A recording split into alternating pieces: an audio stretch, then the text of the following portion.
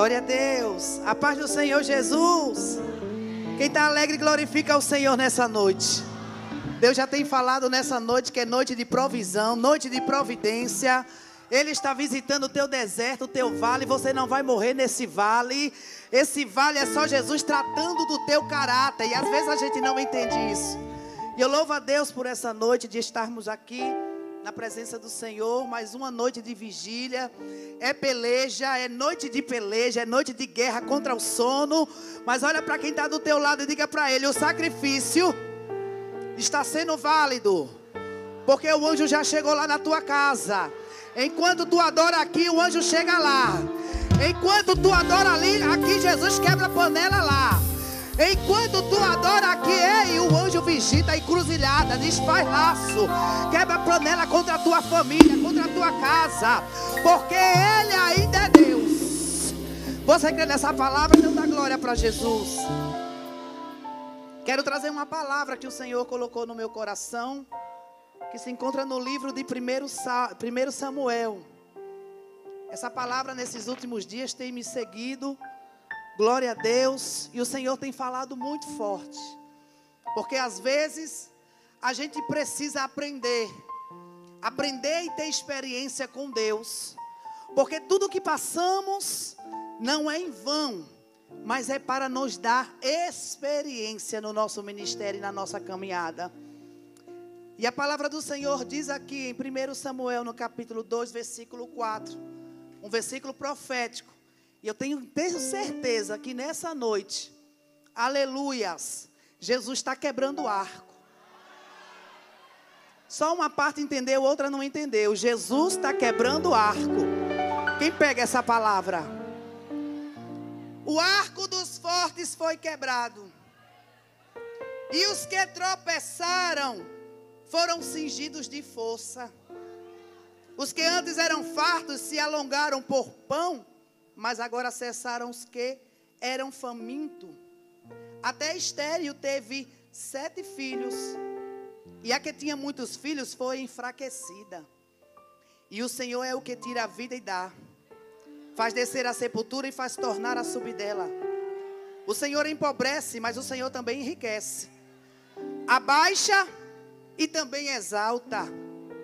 Levanta o pobre do pó e desde o esteco exalta o necessitado, para o fazer assentar entre os príncipes, para o fazer herdar o trono de glória, porque o Senhor são os alicerces da terra, e assentou sobre eles o mundo. É um cântico de uma mulher que tem uma história de percas, de humilhação, de lamentos. Mas é uma história que nos traz grandes exemplos para nos ensinar que deserto não é para matar crente, mas deserto é para promover crente. Você está entendendo que nessa noite Deus te trouxe para essa vigília para te dizer que Ele te trouxe aqui foi para te promover. Para você entender que você não morre no deserto. Calúnia não mata crente de oração. Fofoca não mata crente que tem comunhão com o reino. A Bíblia fala de uma mulher por nome de Ana. A Bíblia conta que o seu esposo Elcana, ele tinha 2 mulheres. O nome de uma era Ana, o nome da outra era Penina. Penina tinha filhos, porém Ana não tinha filhos. E a Bíblia vai contar no primeiro capítulo que toda a trajetória do versículo 1 até o versículo 8, a Bíblia vai relatar que Penina, ela a irritava insistentemente. Penina a perseguia, Penina a afrontava, Penina tirava a sua paz, o seu sossego. Tem desertos que dá para a gente dar uma fugidinha, dar uma passeada, dar uma clareada na mente. Ir ali numa praça de alimentação, tomar um chazinho, tomar um cafezinho, conversar. Porque a gente sabe que muitas vezes A cura vem através da fala. Você já teve essa experiência de você estar atribulada, cansada, estressada, e você só precisa sentar com alguém espiritual para conversar que o teu coração melhora? Isso é constatado pela ciência na psicanálise. E a Bíblia vai dizer aqui que do versículo 1 até o versículo 8, havia uma constante guerra dentro da casa de Ana. Observe que existem lutas fora que a gente pode fugir, mas quando a luta é dentro de casa, não tem para onde correr. O negócio é ficar e enfrentar. E é por isso que você veio nesta noite, nesta vigília, porque Jesus te reveste nesta noite para te dizer: você não vai morrer, você não será envergonhada nesta guerra. A Bíblia vai dizer no capítulo 1, no versículo 6, que a sua competidora, quem era a competidora de Ana? Era Penina. Penina irritava Ana constantemente, excessivamente. Era aquele momento que quando Ana ia dormir não tinha paz. Você conhece alguém assim? Que não te dá paz? Que não te traz alegria, que faz questão de quando te encontrar na rua, lembrar das dificuldades que você enfrenta, do deserto que você está? Você conhece alguém assim? A Bíblia diz que Penina irritava insistentemente. Quando eu leio esse versículo, eu entendo que até quando Ana ia dormir, quando Ana tentava, que ela chegava a adormecer, Penina chegava perto da sua cama, batia na perna de Ana e dizia: Ana, acorda, os meus filhos estão dormindo, cadê os teus? Quando a Bíblia diz que era insistentemente, era constante, eu acredito que a Bíblia, o escritor, quer trazer a expressão que Ana não tinha paz dentro da sua casa. Ana constantemente, ela vivia irritada, preocupada, ela dava ibope demais para Penina, e muitas vezes Deus até permite que o diabo tire a nossa paz. Do versículo 1 até o versículo 8, nós observamos o seguinte: que até o próprio marido de Ana, Elcana, começou a se incomodar. E no versículo 8 ele diz o seguinte: e por que tu não comes, Ana? E por que está mal o teu coração? Não sou eu melhor do que 10 filhos para você? A tribulação do coração de Ana já estava atingindo o marido. Porque eu entendo com essa palavra, porque que pessoas que são feridas, elas vão ferir quem está perto. Porque quem é ferida, quem é amargurada, que você chega para conversar com ela, você fica amargurada como ela. Você já parou para conversar com alguém negativa, que não acredita em nada e ninguém? Você já parou para conversar com aquela pessoa que ela não acredita no que Deus vai fazer? É uma pessoa amargurada, negativa, reclama de tudo, murmura de tudo. Você já conversou com alguém que ela fala de todo mundo, ela fala do marido, fala dos filhos, fala do vizinho, fala do pastor, e quando ela não tem mais o que falar, ela vai criticar a Deus? Você já teve essa oportunidade de conversar com alguém assim? Só que a Bíblia vai dizer que quando o marido faz essa pergunta, que ele começa agora a ficar preocupado com a situação de Ana. Só que do versículo 9 em diante, eu vou entender que a história começa a mudar. Por que a história começa a mudar? Porque do versículo 9 em diante, Ana se posiciona. E quando a gente se posiciona diante ao nosso inimigo, a história começa a mudar. Eu vou repetir para você entender. Nesta noite Deus te trouxe aqui para te dizer: se posicione. Pare de estar mostrando que está no vale, no deserto. Pare de mostrar para aquela vizinha que não tem nada a ver com a tua história, que você está pagando preço, está sofrendo. Já foi falado aqui que conte a sua história para Deus. No versículo 9, a Bíblia vai dizer o seguinte, que Ana se levanta. Ana se levanta. E depois, o que é que Ana faz?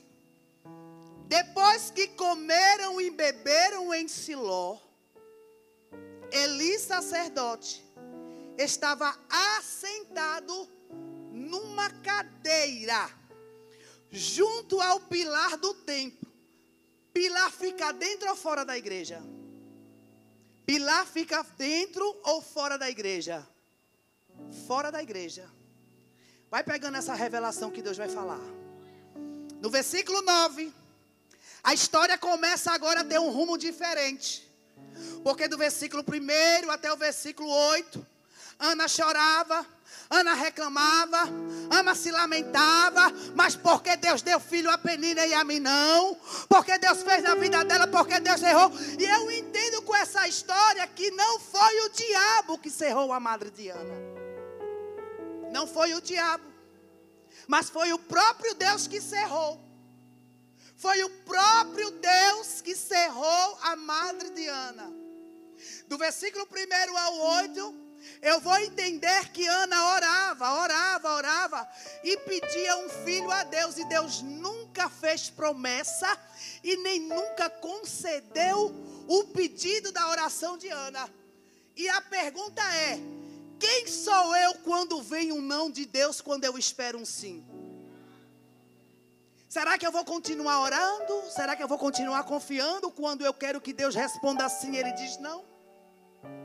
Nós às vezes só procuramos a Deus quando nós esperamos a resposta positiva daquilo que a gente quer que Ele faça na nossa vida. Só que essa história do versículo 9 em diante vai nos ensinar a nos posicionar diante a uma situação. No versículo 9, a Bíblia diz o seguinte. Você observa que no versículo 8, o esposo de Ana, ele pergunta: Ana, por que tu não comes? Por que o teu coração está triste? Então nós observamos até o versículo 8 que Ana não estava dormindo, Ana não tinha paz, Ana não tinha alegria e Ana não tinha apetite para comer. Só que no versículo 9 a história começa a ter um rumo diferente. Por quê? Porque Ana se posicionou. A Bíblia diz que Ana, ela se levanta.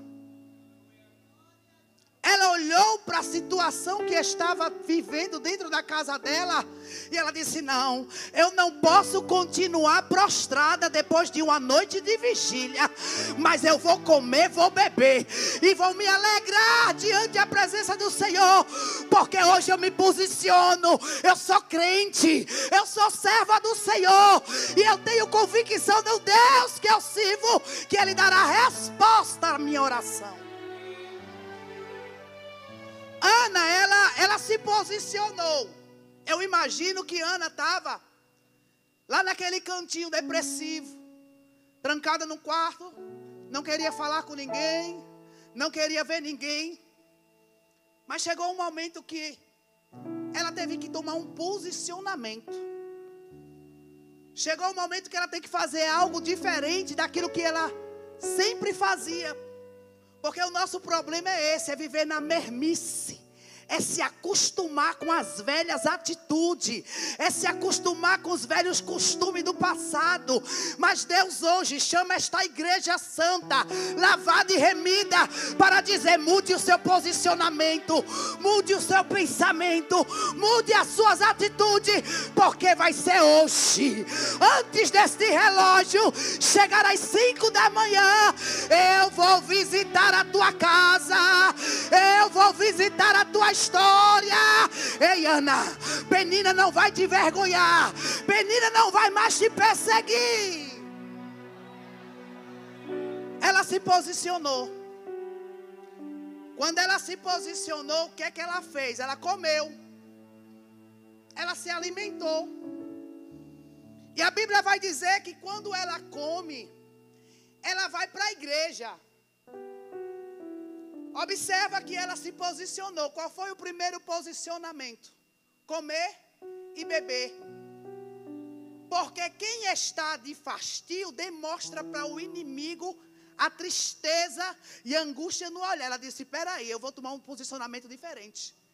Eu imagino que aqui ela tomou um banho, como o pastor falou aqui, ela deu aquela chapinha no cabelo, ela botou a sua melhor roupa e ela disse, eu me ergo hoje diante dessa situação.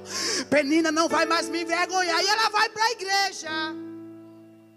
Só que quando ela chegou na igreja, quem era para estar dentro, para dar ouvido e ajudar, estava fora. Quem era para estar dentro, estava fora. Sacerdote era para estar dentro da igreja. Mas o sacerdote estava sentado numa cadeira, num pilar, lá fora do templo. E quem está lá fora não tem conexão com o altar. Quem está lá fora vai fazer uma mal leitura de você. Quem está lá fora vai interpretar as tuas atitudes erradas. Vai dizer, que besteira deste povo. Passar uma noite toda de vigília, sentado. Poderia estar em casa dormindo. Quem está fora não vai entender o posicionamento de quem está dentro. Aí enquanto Ana, ela tomou um posicionamento para se derramar na presença do Senhor, quem estava fora não tinha presença. Porque quem está fora não tem presença de Deus. Não tem sabedoria dos céus. Você está entendendo? O que é que a senhora quer dizer, pastora? Cuidado para não falar história com quem está fora. Porque quem está fora já está fora. Quem está fora não vai entender o problema. Quem está fora não vai conhecer a história. Se conecta com quem está dentro. Se conecta de quem está no altar.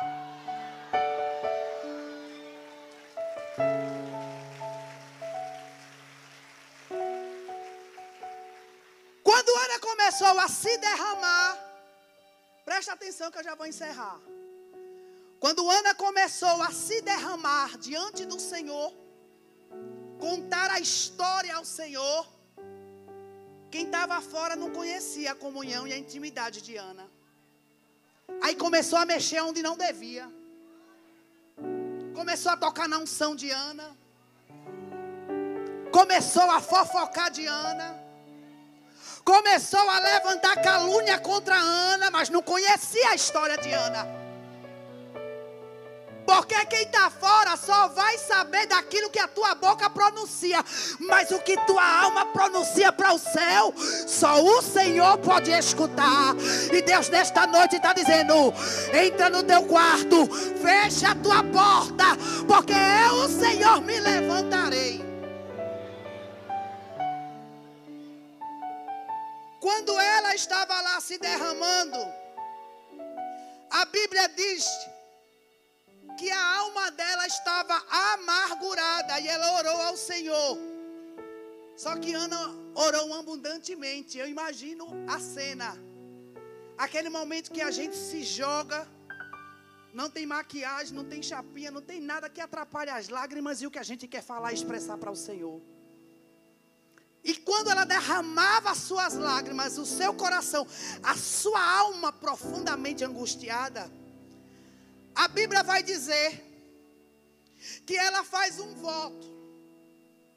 Ela votou e ela disse, no versículo 11, Senhor dos exércitos, se benignamente atenderes para a aflição da tua serva e de mim te lembrares, aleluia, e da tua serva, de não me esqueceres, mas a tua serva deres um filho varão, ao Senhor darei por todos os dias da sua vida, e sobre a sua cabeça não passará navalha. Versículo 12, e sucedeu que perseverando ela em orar perante ao Senhor, ele fez atenção à sua boca, porquanto Ana só no seu coração falava, e só se moviam seus lábios, porém não se ouvia a voz, pelo que Eli, que estava fora, a teve por embriagada. Olha para quem está do teu lado e diga: só conte a tua história para quem tem conexão com o altar. Fala de novo porque foi bonito. Só conta a tua história para quem tem conexão de altar. Só conta a tua história quem tem conexão em oração. Só conta a tua história para quem anda de joelho. Ei, não conta a tua história para todo mundo não. Não vai para as redes sociais contar a história que tu não conhece. Mas entra no teu quarto, no teu secreto, porque Deus vai atender a tua oração. Porquanto Ana no seu coração falava e só se movia os seus lábios, porém não se ouvia a voz, pelo que Eli a teve por embriagada. E disse-lhe Eli: até quando estarás tu embriagada? Versículo 15. Esse versículo é a chave de toda essa trajetória. No versículo 15, a Bíblia vai falar que Ana dá resposta. Observa que do versículo 9 até o versículo 14, a atenção em Ana estava em orar, em se posicionar diante do problema. Só que agora no versículo 15, é o fechamento da história. Por quê? Porque no versículo 9, Ana se posicionou. Ela se levantou diante do problema. Ela disse: eu não vou ficar mais aqui deitada nessa cama. Eu vou me levantar. Porque o Senhor, Ele é fiel para mudar a minha história. Só que no versículo 15 a história vai mudar. E esse versículo, eu vou entender toda a história. Porque no início da vigília, através da boca do sacerdote, o Senhor já falou que o nosso problema é a gente querer mostrar para as pessoas o que Deus faz. Ah, Senhor, me dá, porque eu vou mostrar para ela que tu me usa também. Tu vai fazer, Senhor, porque eu preciso provar. Você não precisa mostrar e nem provar nada para ninguém, minha filha. Você não precisa dar satisfação do que Deus fez na sua vida para ninguém. O que você precisa é passar uma noite como você está passando hoje, adorando, adorando. Enquanto você adora, o céu se move. Enquanto você clama, os anjos do Senhor visitam a tua casa. No versículo 15, a Bíblia diz agora que Ana faz uma revelação. Qual é a revelação? Observe que toda a história de Ana culpou Penina. Toda a história de Ana dizia: é por causa de Penina que eu estou chorando. É por causa de Penina que eu estou sofrendo. Deus não me responde por causa de Penina. E a gente está vivendo aquele tempo daquela geração de mimimi. Se tu não fizer, Senhor, não vou mais para a tua igreja. Se tu não fizer, vou sair do ministério. O problema é teu se tu vai sair do ministério. Ele vai continuar sendo o mesmo Deus, eternamente e para sempre. Amém. Só que aqui a história vai mudar. Por quê? Porque Ana começou a entender. Por quê? Quando ela veio para a igreja, ela se derramou ao Senhor. E quando a gente se derrama na presença do Senhor, a conexão que nos leva ao reino começa a mostrar para a gente o que precisa ser mudado e o que não precisa ser mudado. E ela agora declara para o sacerdote, mesmo o sacerdote fazendo uma mal leitura dela, porque às vezes por nossas atitudes somos mal interpretadas.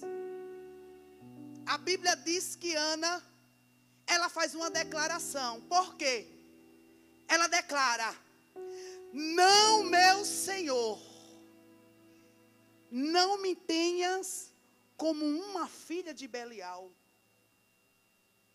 Eu sou uma mulher profundamente amargurada. Ela faz uma declaração e ela confessa com seus lábios. Ela estava dizendo ao sacerdote: o problema não é Penina, o problema sou eu. O problema não é meu marido, o problema sou eu.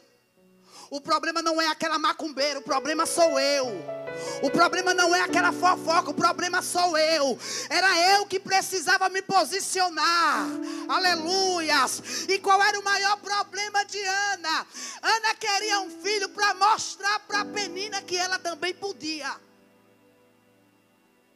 E tudo que Deus vai fazer na minha e na tua vida é para glorificar o nome dele, não para glorificar o nosso nome. Toca no quem está do teu lado e diga assim: quando você começar a entender que o que ele vai fazer na tua vida é para a glória dele, aí você vai ver o que o Senhor vai fazer. Eu sou uma mulher profundamente angustiada. Então observa que ela diz o quê? Ela diz: Senhor, eu passei toda a minha vida culpando Penina por ser quem eu sou, por estar onde eu estou, mas a partir de hoje eu quero mudança para mim. Sou eu que preciso mudar. Eu não preciso que o meu ministério mude, sou eu que preciso mudar. Eu não quero que o meu marido mude, sou eu que preciso mudar. Eu não quero que os meus filhos mudem, sou eu que preciso mudar. E a Bíblia diz que quando ela declarou, o sacerdote liberou a palavra e disse: vai em paz. Vai na tua paz, porque o Deus de Israel vai conceder a tua petição. Você está entendendo essa palavra? Enquanto você não admitir que o problema está em você, nada vai acontecer. Mas quando você começar a entender que o problema não está em quem está te perseguindo, está em você, aí você vai ver o céu se abrir. Quando você começar a entender que o que Deus vai fazer na tua vida não é para provar nada para ninguém, aí você vai ver o que Deus vai fazer, porque nessa noite Deus te chama como gerador de milagre. Você vai gerar milagre lá na sua empresa. Você vai gerar milagre lá na sua rua. Você vai gerar milagre lá na sua casa. Mas o que você vai gerar não é para aparecer, é para glorificar a Ele, é para a glória dEle. Tudo é dEle, Ele é a estrela, Ele que brilha, é para a glória do Senhor. Sabe o que eu entendo com isso? Já encerrando aqui. Deus, Ele tinha filhos para Penina, mas para Ana Ele tinha um propósito. O que Deus vai dar para você não é para mostrar não, é para um propósito. E o que Deus vai fazer você gerar a partir de hoje, é para que o que Ele vai gerar em você, outras pessoas sejam alcançadas. Sabe por que Deus Ele não permitiu Ana engravidar? É porque Ana estava amargurada. E Deus sabia que Ana ia gerar um propósito também de amargura. E o que Deus tinha para a nação de Israel era um profeta, era um propósito, era uma mudança. Recebe essa palavra nesta noite. Deus vai fazer você gerar. Você vai ser um gerador de milagre. Você vai ser uma geradora de milagre. Aplauda Jesus. Aplauda Jesus. Glória a Deus. Bora ofertar ao Senhor em nome de Jesus. No livro de Malaquias 3:10 diz: trazer todos os dias para a casa para que haja mantimento em sua casa. Amém, irmão? Vamos abençoar a obra de Deus para nós ser abençoado. A Bíblia diz que no pouco eu for fiel, no muito Deus vai me colocar. Amém? Vamos abençoar a obra, porque esta semana que vem nós precisamos gentilmente honrar com o aluguel desse prédio, em nome de Jesus. E tudo isso nós fazemos com o teu dízimos e oferta, tá? Em nome de Jesus. A Bíblia diz: se eu for fiel no pouco, no muito o Senhor vai me colocar.